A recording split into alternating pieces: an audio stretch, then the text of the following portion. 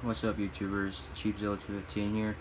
And well, tonight, right now, I have a figure review for you guys. And since I'm in the mood to do a review, I figured I should do it before I get burnt out from it. So today's review is going to be on the 7-inch Banpresto Godzilla Final Wars. Now, I bought this guy, I want to say probably, I want to say 2 or 1 year ago, and I got this guy on eBay, and I had a couple bucks on me for working with my dad on a side job we were doing, and I made like, I think 50 bucks, no, the first check I got was 35, and I was looking around on eBay, and I found this guy in perfect condition, and the guy was only selling it for $35. And I was like, bingo, I found what I wanted. And plus, I wanted another Banpresto, because I have the 12-inch Banpresto Godzilla 2000. If you haven't seen my collection video, it's in that video. So this figure is not 12 inches, it's actually a 7-inch toy, and it's a much more larger scale for a 7-inch. Like, I have the 8-inch Final Wars Goji, which I'll size them up when I get to comparison here in a minute. But without further ado, I want to start with the review. Fucking bugs! Sorry. Just little tiny bugs like to hang around my room. But anyway, detail. I do like detail on this guy. This guy looks really phenomenal. I like how Banpresto did this guy. If you could see the face, the facial expressions he has looks really, really movie accurate. All the skin textures that goes down on his neck right here looks really, really good. Nicely done on teeth. If you could tell, they're like pretty much like a little plastic lining, and they're pretty much like painted on there, so they're not really individually sculpted. It's just one mold. But it doesn't matter. At least they're teeth, right? I do like how they put out his claws like this. The claws just look phenomenal. Let me try some here. There we go. But everything Banpresto did with this guy, I really, really love. I mean, it looks, well, I'll talk about that later. But anyway, I do like skin texture though. I mean, Banpresto went with a completely like very close looking like Bandai kind of detail. If you could see that, like you got all the skin detailing. You got every ripples in the legs on the skin. That makes sense. Every ripples in the legs area where it's like kind of muscles. Nicely sculpted out on the legs. Really excellent. Nicely done on the feet as well. And it's also in a battle pose position. So I guess Banpresto wanted to go for a the battle scene between Rodan and Garrison and King Caesar, where you could pretty much make him like he's running in that kind of scene. So, but they did widen out the legs really well. I don't know about well, but they did widen out these legs a lot. It makes it look like he's about to do the splits kind of thing. That's how wide these legs are. From looking at it, it looks like it's a 6-inch wide length with these legs. I'm not like really joking. These things look like it's a 6-inch scaling for like a scale for the legs being spread out like that. And the spikes are really movie accurate. I do like how they went with the movie accurate spines to the suit right here. They just look really detailed and really nicely painted. But I'll talk about the paint job later. But they just sculpted these spikes out correct. There's like no inaccurate anything. These spikes are movie accurate. Thumbs up on that. I do like these spikes. These spikes look really, really good. And it comes to the tail is pretty long. They always go with this curved tail kind of way.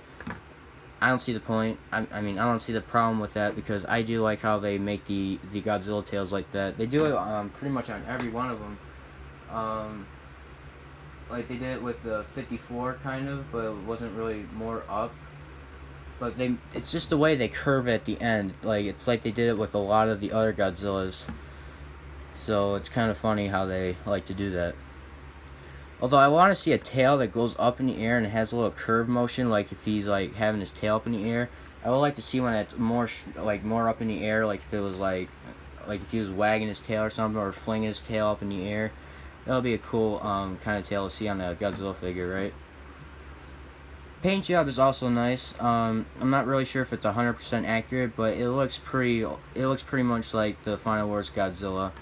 First, you get this charcoal gray for the skin, and I guess for the nails, what they used was pretty much like a. I would say, in my opinion, I feel like they used some yellow, but mixed it with some ivory white to make it more creamy look, or more like vanilla type. But these nails are nicely painted though, and same goes with the teeth. The teeth are nicely painted. Now, one thing I noticed about my figure, let me zoom in on this. This eye right here has nothing but a lot of orange around the eye, like around the eyeball right there. But if you look on this side, it's actually all black right there. So I'm guessing, I don't know if it's on all the figures for this guy, but I feel like Banpresto went with the idea of when Godzilla makes his appearance again to fight Gigan. I feel like they went with the idea to make the like the flame fires going around his eye like they did in the movie where they zoomed in on his eye. I think that's what Banpresto was going. I'm not sure if it's on all of them, but as far as I see on this figure, I think that looks really cool, making it look like a like all the fire going around his eye. So I think that's what Banpresto wanted to go with, is a little flaming around eye for Godzilla when he fights Gigan after he gets woken up. So I thought that was pretty clever. I think that was pretty clever how Banpresto did that. So, because they didn't do it on any of the other Bandai toys, but Banpresto went with that, I guess. I don't know if it's a paint defect, but I'm pretty sure Banpresto went with that idea. So, now I feel like the spines are more accurately painted because the other Final Wars Godzillas from Bandai, like they have some gray skin on it, but it feels like they put more darker gray for the spines, because it feels like they just go with a plain white color and they don't put any skin texture like it had on the suit. But you can see there's less like these spines have like dark skin right there. So I guess Bandai did do more of a darker color, but they did pretty much the same color for the spikes.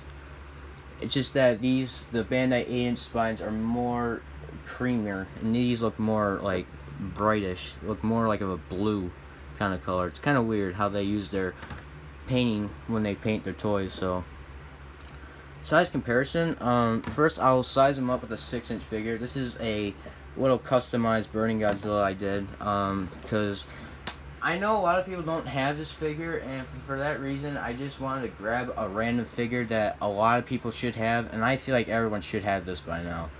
I just feel like that's what everybody should have. This is the first release from the first wave, but I do have the reissue, but I don't think no one has that one since they all have the first release. So since I have like a spare of the original release, I will just compare it from just like doing it like this. So when you're thinking of this Godzilla figure, and when you have this like just on the table, his head is pretty much up to his neck right here. So when you're thinking of this, whenever you think of this toy being in front of it, just think of like up to the neck joint. So it's a 7-inch toy. So say this is like 6 inches, and this is more of like a 7 1/4 kind of thing. But it's pretty big. It's a decent size. And now here's an 8-inch GMK Godzilla, which I think a lot of people have this too. Now this Godzilla is slightly larger. Now, when you have this toy, this guy's like, his head's up to his nose. So just think of him being up to his nose when you have these two compared. If you don't have this guy, but you can get an example of how tall he is. Now, you know what other figure I'm about to pull out is the 8-inch Godzilla Final Wars. Now, I feel like this guy is more than an 8-inch figure. I think this is more 9 inches, because this toy is pretty tall. Because I sized him up with one of my other 8-inch toys, like the Mechagodzilla 2 figure, and he pretty much sizes the exact same size as that. So I'm assuming this is more 9 inches. So if you have this toy, which I feel like a few of you do, but you can tell it's pretty much the same size. Like his head's like kind of up to the snout, but not really the nose, just more of the snout. But as I have these two on the side, you can tell the differences. This guy has more of a different sculpt. This one has more of a standard sculpt for a Godzilla figure. This one has a battle pose position. This guy is just in a normal standard stand-up position. You can tell the paint jobs are different too. This one's got more greenish yellow for the nails. This one's got more beige, or whatever color you call that. spikes are painted differently. This one has more, I don't know what kind of color, but it looks more like a very medium blue kind of color, and this ones are more bright white. So yeah, the paint jobs are a little bit different. This guy's tongue is more of a bright color, and this one's more of a darker. So, but yeah, the paint jobs are a little bit different. But I do like sizing these two up together because it just looks really cool. Articulation, head moves, arms move, legs move, so you can get some snap motions. Tail moves, and this tail moves, like right there. See that? Yeah. 7 points, pretty much the same as any other 8-inch figure you have. Is pretty much 2 segments at the tail. Final thoughts. I love the toy. I think it's a really cool Banpresto toy. And for my honest opinion, I think I prefer this. Like, I would prefer this Banpresto Godzilla over the 2003 Goji. Mostly because this guy has a really cool suit, and this is like my second favorite suit design for Godzilla, since Birding Godzilla is my number 1 favorite. But this is my second favorite. No, actually, it's my third favorite because I like 2000 because Godzilla 2000 is my second favorite. So, like I said, this is my third. Now this is my third favorite suit design for Godzilla. But I think Tokyo SOS has a good figure, but I feel you just have to wait for it to have in your hands in person. So, but as far as this figure goes, I would really recommend it. If you find it on eBay for any good price, even for $35 like I did, definitely go for it. $35 is worth for this figure. I mean, don't pay like $70 just for this toy. I mean, that's a little bit too much. I mean, when I bought this guy for $35, and when I took it out of the box and when I looked at it, I was like, this was a worth buy for $35, especially as much as how much this thing was worth, like how much this thing was selling online. So I do like it. I really prefer it to any Godzilla fan, any Final Wars Godzilla fan out there who is a fan of this Godzilla suit. Definitely pick it up. It's a must-have. It's another excellent big Godzilla toy to have in your collection. No matter if it's small, but it has a really good size. It has a decent size to it, and that's all I can say. It has a decent size. My score, I think I'm gonna give it a 10. I'm gonna give it a 10 out of 10 because I really like it. I don't really have any problems with it at the moment. But as far as the toy goes, pick it up.